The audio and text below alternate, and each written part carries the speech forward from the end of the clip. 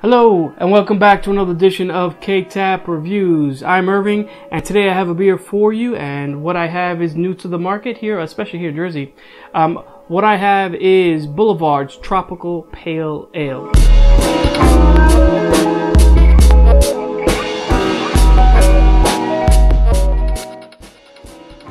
Now what it says here on the label, it says ale with grapefruit and passion fruit. I don't know if that means it was brewed with it or it was just put after the secondary or some conditioning stage. It also says here fresh exotic fruit, and it says 5.9 ABV. Now, if any of you know that, seen any of my past videos, I love tropical fruit beers.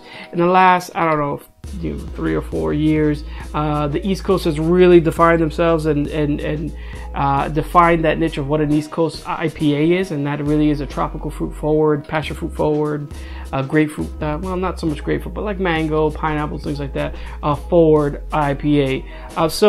But let's see, I've never had one with both grapefruit and passion fruit, so let's see what this brings to the table and see how it's different from the rest. All right, so let's go ahead and get this open.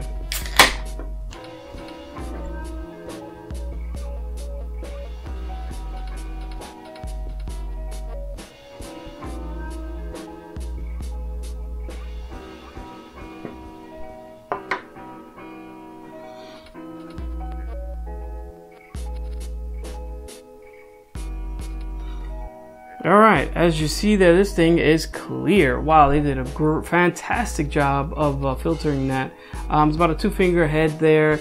It's some slight carbonation coming off the bottom of this glass here. Overall, this just looks like a nice golden beer. Looks like your stereotypical beer. A little more golden than the stereotypical beer. Alright, so let's go ahead and give this a smell and see what it has for us in terms of aroma. Cheers.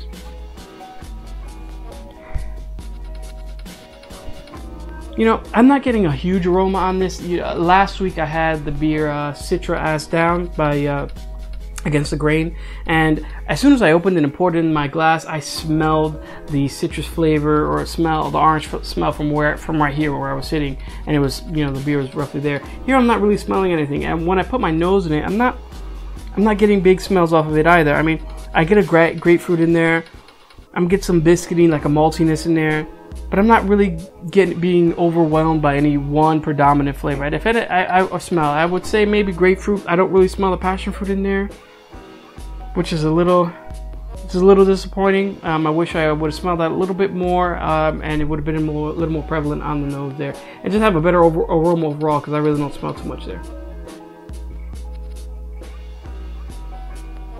All right, so let's go ahead and put this thing down a hatch, see what it has for us in terms of flavor. Cheers, guys.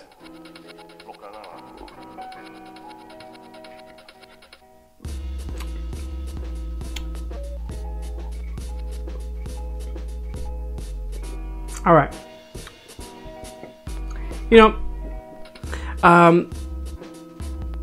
I think I've been jaded by some of the really good, high-quality East Coast IPAs that I've had in the past, couple years. Because when I taste this, I don't really taste what I'm looking for. I'm looking for a beer that's really dominating the palate with a passion fruit flavor. I'm getting more of a grapefruit profile. On the back end now, I'm getting a little sourness. Now, if anybody has had a passion fruit without it being sweetened, it's super sour and bitter.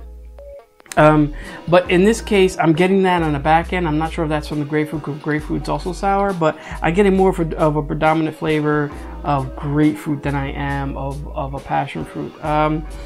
So nice, light, effervescent. It's really something that would refresh you on a hot summer day.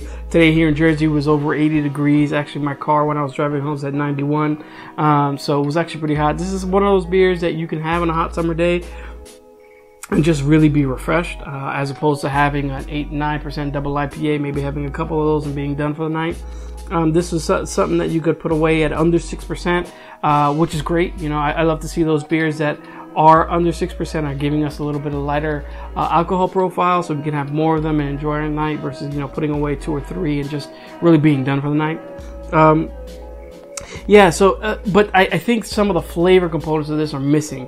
What it came across as, you know, here goes the label. It looks very Miami-ish, and it says right here, grapefruit and passion fruit, and it just doesn't really deliver on that promise of being like this overwhelmingly passion fruit and grapefruit meld. Especially compared against a lot of the East Coast IPAs that have hit the market in the last 3 years. So I'm a little disappointed in that. As a pale ale, though, let's see, that's where this takes a little bit of a twist, right? As a pale ale, I think it does a better job than what is on the market, because that pale ale market isn't that saturated with this hot or this tropical fruit profile. So I think it does, hit that market, but it doesn't overwhelm me and doesn't really give me something to come back to. Will I buy this to brew again? I'm not sure, but I do think it's something that would refresh me, something that I could have quite a few of and be okay, and give me some flavor as well. Now that flavor is going to be a muted flavor, so I might opt for a pale ale with a little bit more flavor, even if it's something else, even if it's a grapefruit forward or citra forward or whatever for a pale ale. I think for me, I think this is a letdown in that flavor profile that they were looking for. So what I'm going to go ahead and give this beer is a solid between a B and a B+. I'm going to say a B+, because I think it's a well-crafted brew. I just think that some of the flavor just didn't really deliver on that promise, on the promise of what the label read here. So I'm going to go ahead and give that a B+. And yeah, so if you have it in your market, if you've tried this beer because it's really new to the market, please leave a comment in the comment section below. Tell me what you think. See if if I'm totally off the base, let me know, because I'd like to hear what you guys are saying. So also, if you like what's going on here, please like, comment, subscribe, and I'll be grateful. You'll be kept abreast of everything that we're doing here. All right, guys. Until next time. Cheers.